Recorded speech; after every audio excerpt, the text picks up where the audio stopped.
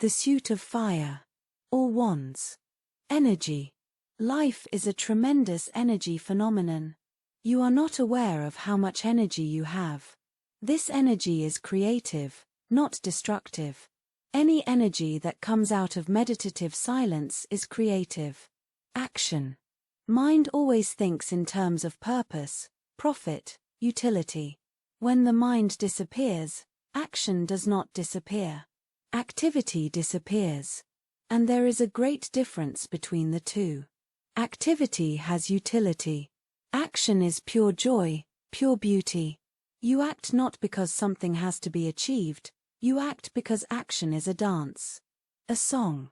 You act because you are so full of energy. Have you watched a child running on the beach? You ask him, why are you running?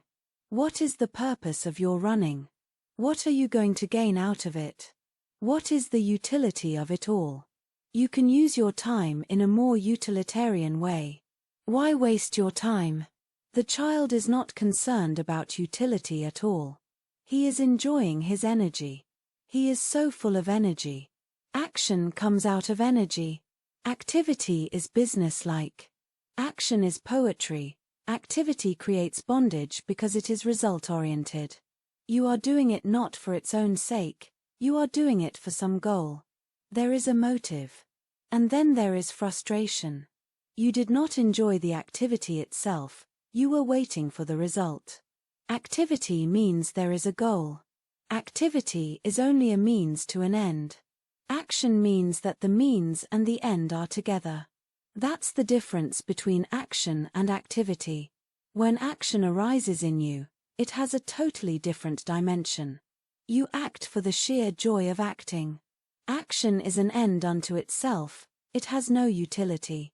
When the mind disappears, with it all utilitarian activities will also disappear, because mind is goal-oriented. It contains all your motives. It contains your past and the future. It does not contain the present at all. And when there is no mind, all that is left is pure present. You act moment to moment, and each moment is enough unto itself. Response. Action means response, activity means reaction. When you are in action, it means the mind is put aside and your consciousness is in a direct contact with existence, hence the response is immediate. Then whatsoever you do is not ready-made. It is not a ready-made answer given by the mind, you are responding to the reality as it is. Then there is beauty, because your action is true to the situation. Activity is always untrue to the situation, action is always true to the situation. And activity carries an answer from the past. And life goes on changing every moment, so whatever you bring from the past is never adequate, it always falls short. So whatsoever you do, there is frustration, you feel that you have not been able to cope with reality. You feel something is missing. You feel your reaction was not exactly as it should have been. And the reason is that you have simply repeated a ready-made answer, cheap but untrue because the situation is new. The Creator. The Creator's joy is in creation itself, there is no other reward. The only virtue worth calling virtue is creativity. What you create does not matter, but it should enhance life, beautify existence, make living more joyous. Millions of people live, but they don't create anything. And it is one of the fundamentals of life, that unless you create, it may be a painting, a song, a dance, you cannot be blissful, you will remain in misery. Creativity brings to you your dignity. It helps you to blossom. The Creator cannot be part of the crowd. The Creator has to learn to be alone, to go apart, to learn the beauty of solitude, because only in that space does your potential start changing into actuality. The way of the Creator ultimately leads you to yourself, because you are going away from the crowd, you are going into aloneness. A painter is absolutely alone in his vision. A dancer is absolutely alone in his dance. Joy is in the creation itself, there is no other reward. And the moment you start thinking of any reward beyond your act, you are only a technician, not a creator. The Creator is not ambitious and he is not lusting for eminence. Those who are ambitious and who are lusting for eminence are only composers, but they are not creators. A creator has no intention of being famous. His whole energy is involved in only one thing, his creation. Such a desire that your name should remain after you are gone, such a desire to be eminent, to be ambitious, is not part of a creative soul, it is part of the mundane and the mediocre. Sharing. The more you share, the more you will have. In the ordinary economics you share and you lose, in the spiritual economics you share and you get more. In ordinary economics you have to be a miser, then only can you become rich. Accumulate, never share. In the spiritual economics, if you are a miser, whatever you have will be lost. It can live only if you share, it is a living experience. By sharing it continues movement. In the ordinary economics, the moment you give something, you have that much less, but have you felt that by giving love you have less love? Or by sharing your joy, have you felt that your joy is a little bit less?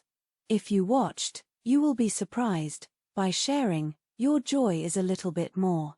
Give with more totality, without any hesitation, and without holding anything back, don't listen to others. Listen to your own experience, watch your own experience. When you give, do you lose something or do you gain something? That should be the decisive thing. If you live totally, intensely, then you are free, you have lived the moment and it is finished. You don't look back and you don't look ahead, you simply remain here, now. Have you watched it, that whenever you are intense in anything, the self disappears?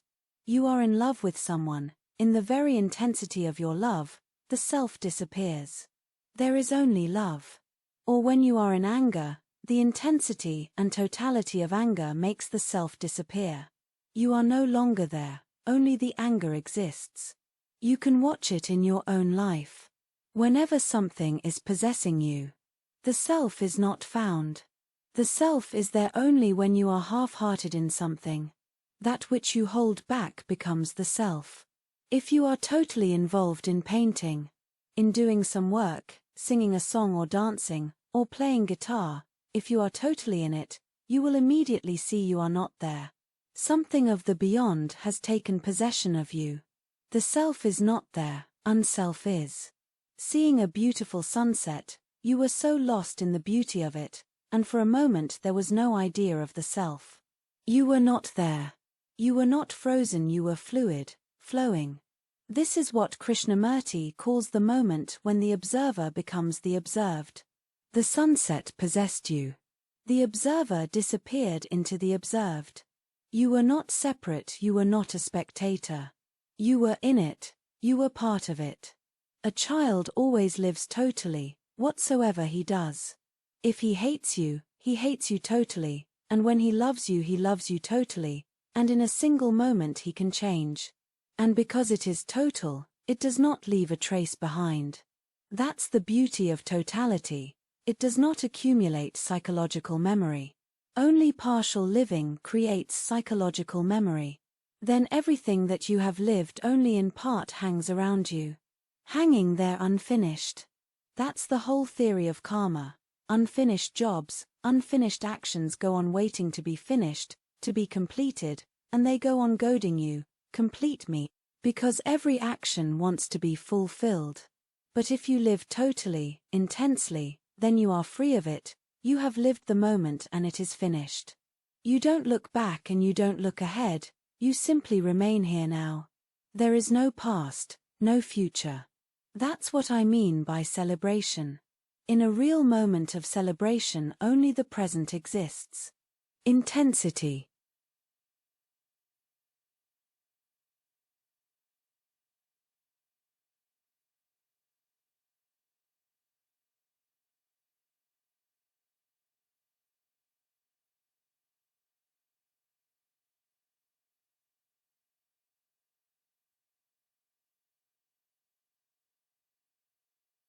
Playfulness. Play is something in which a goal is not at all involved. The very being together is beautiful, for the sheer joy of it. In a better world, with more understanding, games will disappear. There will only be play. There cannot be any map to the land of playfulness. All maps lead to seriousness. Playfulness is when all maps have been burned. There is no way to playfulness, because playfulness is not a goal and cannot be a goal. When you forget about goals, when you are not going anywhere, when the very idea of going is dropped, then here now playfulness starts growing in you, happening in you. Playfulness is not then and there, it is here, now. So how can there be a roadmap? You are not to go anywhere, you are just to be. Seriousness is goal-oriented. And when a serious person starts playing, he even transforms the quality of the play, it becomes a game, it is no longer play. That is the difference between a game and play. When play becomes serious, it becomes a game. Play is something in which a goal is not at all involved. The very being together is beautiful, for the sheer joy of it. In a better world, with more understanding, games will disappear, there will only be play. If you are in love with playing football, play football, just play it. Don't look for the result, otherwise the play becomes serious. The play is destroyed, it has become almost businesslike. Enjoy the sheer outpouring of energy, enjoy the moment, don't sacrifice it for anything else. The source. When moving, I say go inward. I am simply saying don't go on moving in the head. The whole society forces your energy to move in the head. All education consists of how to pulsate the energy only in the head. Zen asks you to come out of the head. Thoughts and creative thinking has its uses. It is not that Zen is not aware of the uses of energy in the head. You may become a very great thinker, a philosopher, but you will never know, as an experience, what life is. You will never know, as an experience. It does not mean that you have to stop thinking altogether, it simply means you should be aware and alert. When you need the head you can move the energy into the head, and when you need love, you can move the energy into the heart. You need not think 24 hours a day. When you are not thinking you have to relax back into your center, just sitting. Sitting at the very source. The source is with you. It is not outside you. If you seek it outside, you seek in vain.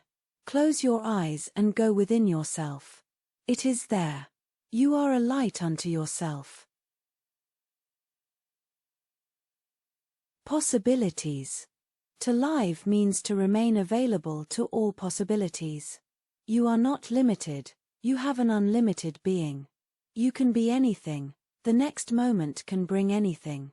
All that has happened in the world and all that is going to happen, exists in you potentially.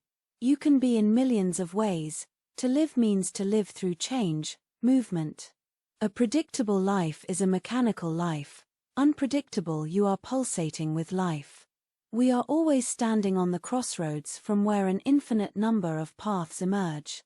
And the interesting thing is that we are not living outside of nature, we are part of nature. Our choosing is also due to the natural capability we have within us. People find thousands of arguments against the possibility of growth. All choices are open to human beings. The more conscious a person becomes, the more his choice will lead him towards happiness. The more unconscious he is, the closer he will move towards misery. Experiencing. Sitting by a tree, don't be a man or a woman, be a tree. Look, see, feel, touch. But don't think. The moment thinking enters, you are thrown off the track, then you live in a private world. Thinking is a private world, it belongs to you. Then you are enclosed, encapsulated, imprisoned within yourself. Non-thinking, you are no more. You are enclosed no more. Non-thinking, you open, you become porous. Existence flows in you and you flow into existence. But the tendency of the mind is to interpret. Before you see something you have already interpreted it. Even before I have said anything you are already thinking about it. That's how listening becomes impossible. You will have to learn to listen. Listening means you are open, vulnerable, receptive, but you are not in any way thinking. Participation. Jump into the river, that is the only way to know life. Never be a spectator. The spectator is the poorest person in the world. Life can be known only through participation. Don't be a spectator. The whole modern world has become just a spectator, a crowd of lookers-on. You rush to the movie. For what? Can't you live a beautiful life? Why do you have to go to see a movie? People are glued to their chairs in front of their TVs just looking at other people's living. And they are not even living, they are acting for you. They are acting for you and you are seeing those actors, and nobody is living. How can you know what swimming is if you just stand on the bank and watch somebody swim? You will see the strokes and you will see the man doing something in the water, but how will you know the thrill that is happening to him, the kick, the sensation? The feeling of the river, flowing with the river, how will you know it by standing on the bank? If there is any God, He is not going to ask you what right things you have done and what bad things you have done, what sins you committed and what virtues you followed. No. If there is any God, He is going to ask, has your life been a celebration or a sadness? That's the only thing that can be asked. When the whole existence celebrates, why are you standing separate, alone, isolated? And then you feel that you are a stranger. Why not become a participant? Totality. Whatever you do, do it totally. If it is good, it will become part of you. If it is not good, you will come out of it. You always look back for the simple reason that you are partial, fragmented. Only a part of your being gets involved, and you do everything in such a way that you are never wholly in it. Later on you start thinking, I should have done that, or I should have done this, or maybe a better way of doing it was possible. You start repenting, you start feeling guilty. Your actions are so incomplete, that's why there is this hang-up. When some action is done with your totality, when you are entirely in it, then once you are out of it, you are entirely out of it. Remember this fundamental law: if you are totally into something, you can be totally out of it. If you are not totally in it, you will remain involved in it even when the time is past. Even when its days are gone, you will remain involved in it. Some part of you will go on clinging to the past, because sooner or later you will realize that you could have done better. But a person of awareness knows that there is no possibility of doing it any better. Then what is the point of remembering it? A Buddha does not remember the past. Not that he has no memory, he has a clearer memory than you have, but that memory is just a silent storage. If he needs it, that memory can be used, but he is not a slave to the memory. And he never thinks of the future. He never rehearses for the future, because he knows that whatever happens, I will always be there with my totality.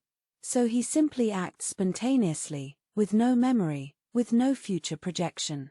His act is total and of the present, and the act that is total and of the present brings freedom. Success. Just go on moving, enjoying whatsoever becomes available. If success is there, enjoy it. If failure is there, enjoy it. If you want to be successful, then you will remain miserable. You may succeed, you may not succeed, but one thing is certain, the mind starts going ahead of you. It desires more and more, the mind is nothing but the desire for more. And this desire can never be fulfilled, because whatsoever you have got you can always imagine more. And the distance between that more and which you have will remain constant.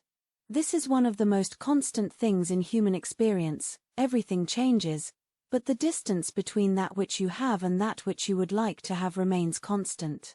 So if you want to succeed, you may succeed, but you will not be content. And what is the meaning of a success if you are not content? Now this is what makes people move against success. They want to go where there is no competition. They want to escape from it all so that there will be no temptation, they can rest in themselves. And they try not to desire success, but this is a desire, to succeed and become a Buddha. Again an idea, the distance. I am not against success, I am not for it. Be a driftwood, whatever happens, let it happen. Don't have a choice of your own, whatever comes your way, welcome it. Traveling. Life is a continuity. There is no final destination, just the journey in itself is life, not reaching to some point, no goal. What will you do by getting to a destination? Nobody has asked this because everybody is trying to have a destination in life. But the implications if you really reach the destination of life, then what? Then you will look very embarrassed. Nowhere to go, you have reached the final destination and in the journey you have lost everything you had. So standing at the final destination, you will look around like an idiot. What was the point? You were hurrying so hard and you were worrying so hard. And this is the outcome. Be on a pleasure trip. Let this life be a joyous journey to nowhere. You come from nowhere, you go to nowhere. In the middle you exist. You come out of nothing, you disappear into nothing. In the middle is the flash of being. Enjoy it while it is there. Celebrate it. Don't destroy it in reaching somewhere, there is nowhere to reach. Exhaustion. You are not to do anything to be happy. In fact, you have done too much to become unhappy. If you want to be unhappy, do too much. If you want to be happy, allow things to be. Rest, relax, and be in a let go.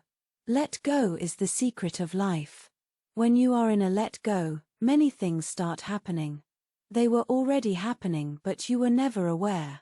You could not be aware, you were already engaged somewhere else. You were occupied.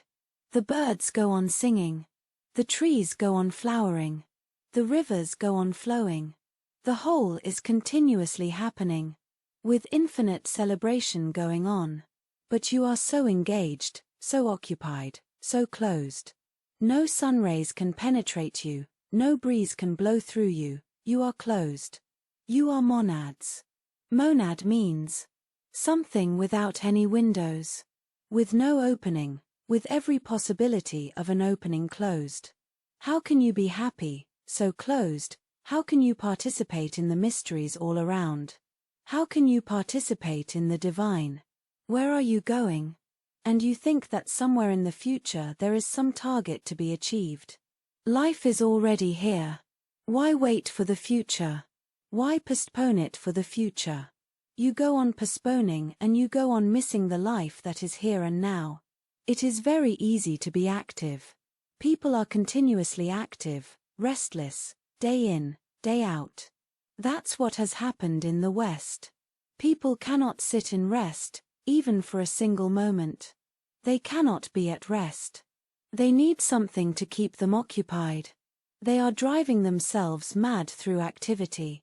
One has to do, but not become a doer. One has to do almost as if one is functioning as an instrument of God.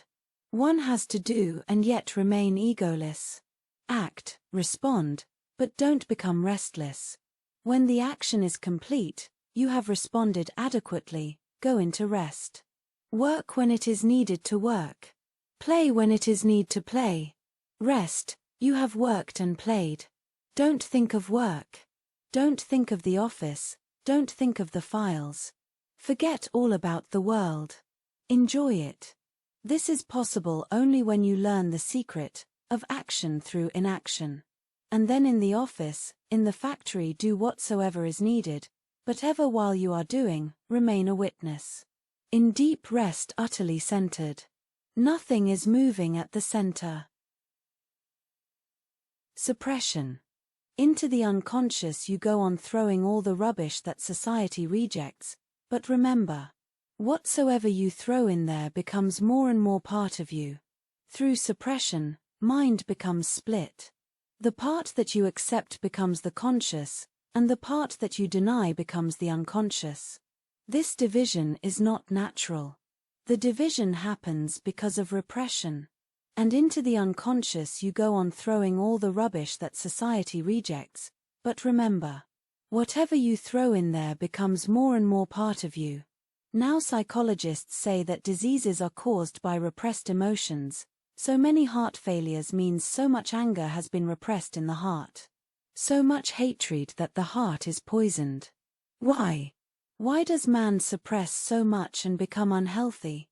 Because the society teaches you to control, not to transform, and the way of transformation is totally different.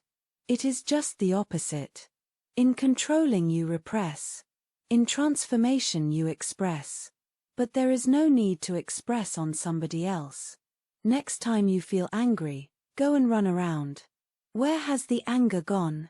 You have not repressed it, you have not controlled it, you have not thrown it on somebody else, because if you throw it on somebody else, a chain is created. The other is as unconscious as you. If you throw it on another, and if the other is an enlightened person, there will be no trouble. He will help you to throw and release it. But if the other is as ignorant as you are, and you throw anger on him, he will react.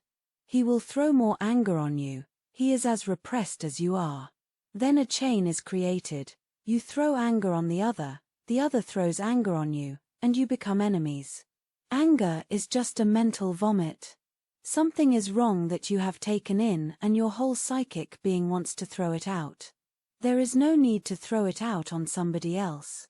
But because people throw it on others, society tells them to control it. There is no need to throw anger on anybody. You can go on a long walk, it means that something is inside that needs some activity so that it can be released. Just do a little jogging and you will feel it is released, or take a pillow and beat the pillow, fight with the pillow, until your hands are relaxed. You will feel unburdened. And once you know this, you will never throw it on anybody, because that is absolutely foolish. The first thing in transformation is to express anger but not on anybody, because if you express it on somebody you cannot express it totally. You might like to kill the person, but it is not possible. But that can be done to a pillow. A pillow means already enlightened. The pillow is enlightened, a Buddha. It will not react, and it will not go to any court. The pillow will not feel any enmity toward you, it will not do anything. The pillow will be happy, it will laugh at you. The second thing to remember, be aware. In controlling, no awareness is needed, you simply do it mechanically, like a robot. The anger comes and there is a mechanism, suddenly your whole being becomes narrow and closed. If you are watchful, control may not be so easy. Society never teaches you to be watchful, because when somebody is watchful he is wide open. That is part of awareness, one is open. And if you want to suppress something and you are open, it is contradictory, it may come out. The society teaches you how to close yourself in, how to cave yourself in and don't allow even a small window for anything to go out. But remember, when nothing goes out, nothing comes in either. When the anger cannot go out, you are closed. Awareness is needed, not condemnation, and through awareness, transformation happens spontaneously.